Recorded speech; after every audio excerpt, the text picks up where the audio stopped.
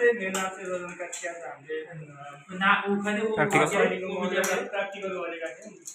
त्यसमा अहिले कनेक्सनहरू छ, नर्मल कनेक्सनहरू जस्तो गरेर त्यसमा हामीले मेन लाइन यहाँबाट दियौँ, यहाँबाट एउटा सब मेन मिटर हालेका छौँ।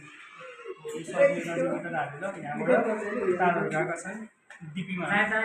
डिपी भने डबल पोल जस्तो न्युट्रल फेज दुईटै आउँछ, त्यसले न्युट्रल पनि मिलाउँछ, फेज पनि मिलाउँछ। 32 एम्पियरको हुन्छ यो। यहाँबाट गयो, यो मास्टर जस्तो भयो, यहाँबाट गयो यता आउँछ, पेज आउँछ यता।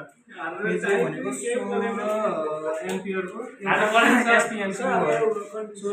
16 एम्पियरको एसपिएमसीबाट यो चाहिँ एउटा मेन एमसिबी जस्तै, यो दुईटाको लागि एउटा मेन एमसिबी जस्तै बनाएको छौँ। यहाँबाट यसलाई दुईटाले पावर दिएको छौँ। अब हामीले यो निमायो भने यो दुईटा एमसिबी पनि दुईटै एमसिबीमा पनि पावर बढी हुन्छ। यो छ हाम्रो। अनि हामीले एउटा 16 एम्पियरको एसपिएमसीबाट चाहिँ ठ्याक्क हामीले यसलाई यो पावर सर्किटलाई दिएको छौँ पावर। अब यो बोलिरहेको छ, अब यो हामीले निमाएको जान्छ। त्यसपछि आउँछ हाम्रो यो 6 एम्पियरको पावर, 6 एम्पियरको एसपिएमसीलाई चाहिँ हामीले अनलाइट सर्किटलाई हुन्छ गर्नु गरेर बनाएको तर सब स्विचहरूमा जान्छ।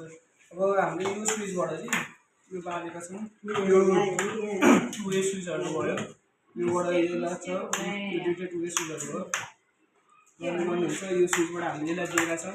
जङ्सन बक्समा हाम्रो सबै न्युट्रलहरूको कनेक्सन आएको गरेको कनेक्ट भएको छ। त्यसपछि जान्छ हाम्रो यहाँ हाम्रो यो स्विचले चाहिँ यो 3 पिन सकेटलाई पावर दिएका छन्। हामीले योबाट बाल्ने निमार्ने गर्न मिल्छ हाम्रो। अनि योबाट चाहिँ डिमर